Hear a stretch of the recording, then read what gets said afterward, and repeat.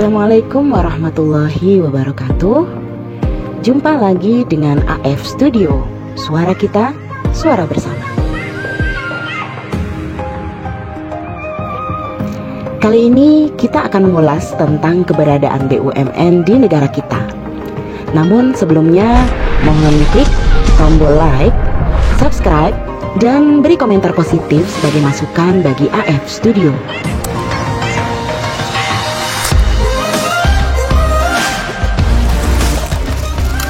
Terdapat dua jenis BUMN yang sudah sering kita dengar, yaitu Persero dan Perum. Lantas, apa perbedaan dari keduanya? Apa manfaat dan keuntungan bagi negara kita? Mari kita simak penjelasannya berikut ini.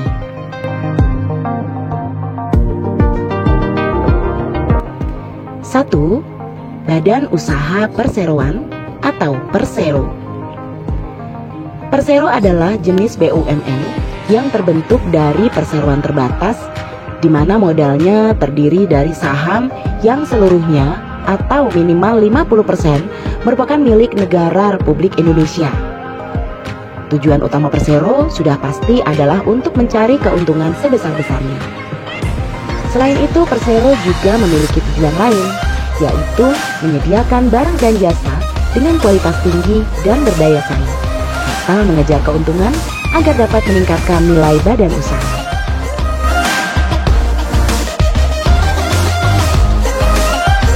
Kedua, Badan Usaha Umum atau Perum. Perum adalah jenis BUMN yang mempunyai tugas pokok untuk melayani berbagai kepentingan umum, termasuk di dalam hal produksi, distribusi, hingga konsumsi. Tujuan dari Perum sendiri adalah untuk menyelenggarakan usaha demi kepentingan umum. Kepentingan umum yang dimaksud antara lain adalah menyediakan barang dan jasa dengan kualitas tinggi, tetapi memiliki harga yang terjangkau bagi masyarakat umum. Adapun prinsip Perum sendiri adalah sebagai pengelola badan usaha yang sehat. Tidak bisa dipungkiri lagi jika keberadaan BUMN dapat memberikan pengaruh yang positif bagi perekonomian negara. Tapi sebelum membahasnya lebih jauh, mari kita jabarkan terlebih dahulu pengertian BUMN itu sendiri. BUMN atau singkatan dari Badan Usaha Milik Negara adalah badan usaha yang seluruhnya atau sebagian besar modalnya dimiliki oleh negara melalui penyertaan secara langsung yang berasal dari kekayaan negara yang dipisahkan. Sebagaimana terdapat dalam Undang-Undang Republik Indonesia Nomor 19 Tahun 2003, dalam pasal 1 disebutkan bahwa BUMN merupakan sebuah badan usaha yang seluruh atau sebagian besar modalnya adalah milik pemerintah. Yang membedakan dari BUMN berbentuk persero ini adalah kepemilikan saham yang dikuasai pemerintah minimal 50%, sementara sisanya bisa dimiliki oleh masyarakat luas yang bertujuan untuk mencari keuntungan. Dengan demikian, maka kekuasaan penuh tetap ada pada pemerintah. Semua aktivitas perusahaan BUMN dikontrol, diawasi, serta dikuasai oleh pemerintah, sehingga para pegawainya pun bertanggung jawab secara langsung pada negara, termasuk bagaimana jalannya perusahaan juga ditentukan oleh pemerintah. Kekuasaan penuh tersebut bertujuan untuk menjaga kestabilan dan mencegah terjadinya penyelewengan oleh pihak yang tidak bertanggung jawab, sekaligus dapat menjadi alat kontrol bagi pemerintah dalam mengelola dan menata kebijakan perekonomian nasional secara umum. BUMN banyak memberikan kontribusi dalam perekonomian Indonesia dan berperan menghasilkan berbagai barang dan jasa untuk mewujudkan kesejahteraan rakyat. Berdasarkan Undang-Undang Republik Indonesia Nomor 19 Tahun 2003 tentang BUMN, badan usaha milik negara terdiri dari dua bentuk, yaitu Badan Usaha Perseroan atau Persero dan Badan Usaha Umum atau Perum.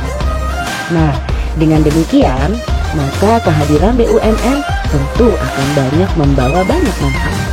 Di antaranya yang bisa kami rangkum adalah sebagai berikut.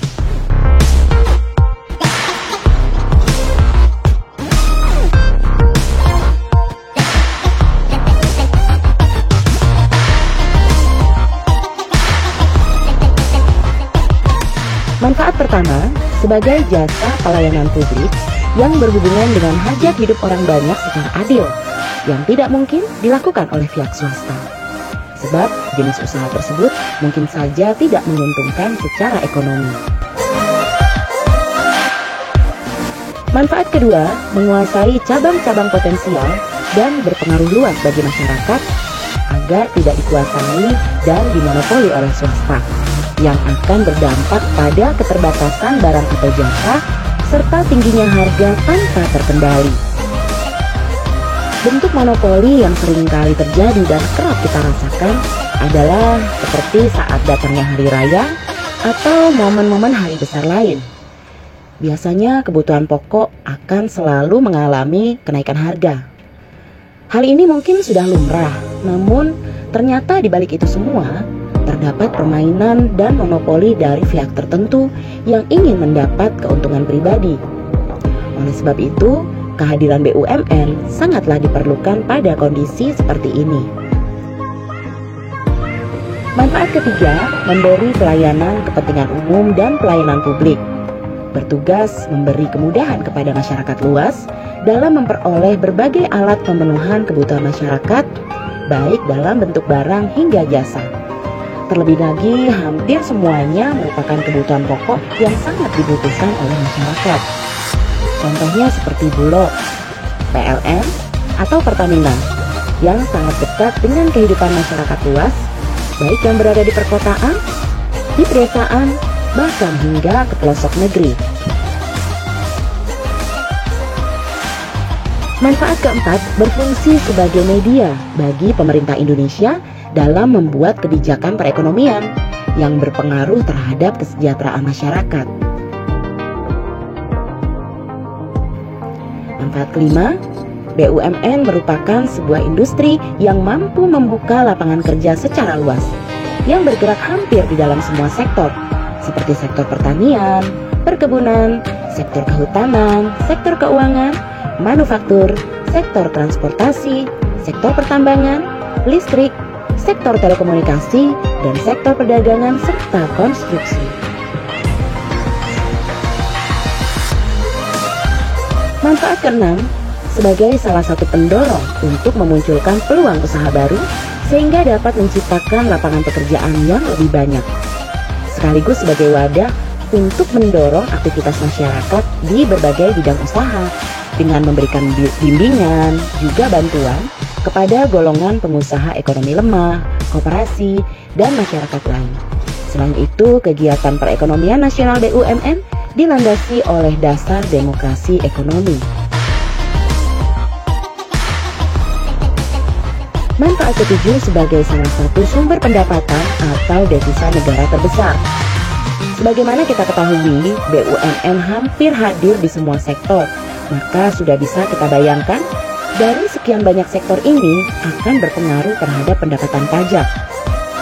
Bahkan biaya pelayanan dan penyediaan barang yang dilakukan BUMN untuk masyarakat merupakan salah satu pemasukan rutin bagi kas negara.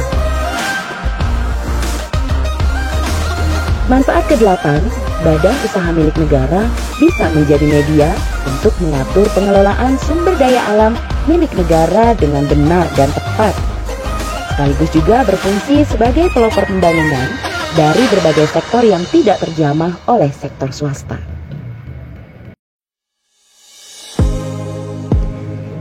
Namun tetap perlu diingat, meski begitu banyak manfaatnya, tetap saja masih terdapat kelemahan dari BUMN, antara lain: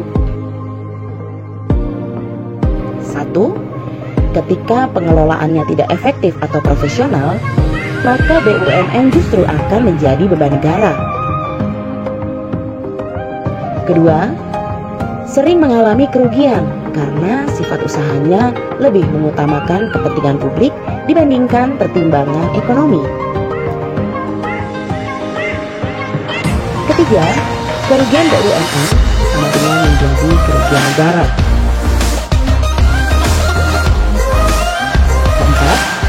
sektor-sektor vital yang dikuasai BUMN terkadang memunculkan monopoli tidak sehat.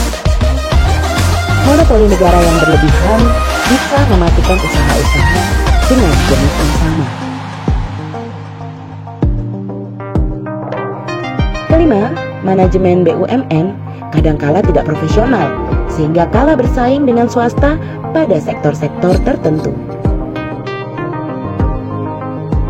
Keenam, posisi-posisi penting dalam BUMN seringkali dijadikan alat politik yang menempatkan figur bukan pada pertimbangan kemampuan dan teknis, namun lebih pada pertimbangan politis. Ketujuh, apabila modal dari pinjaman luar negeri terlalu banyak dan sulit dibayar, maka tanggungan hutang negara menjadi semakin besar. Kedelapan, BUMN yang terus merugi akan tetap diberi suntikan modal oleh pemerintah, meskipun belum ada perbaikan dari sisi manajemen. Maka tidak heran jika kelangsungan hidupnya hanya berdasar kekuatan keuangan, maka akan sering sekali membebani keuangan negara.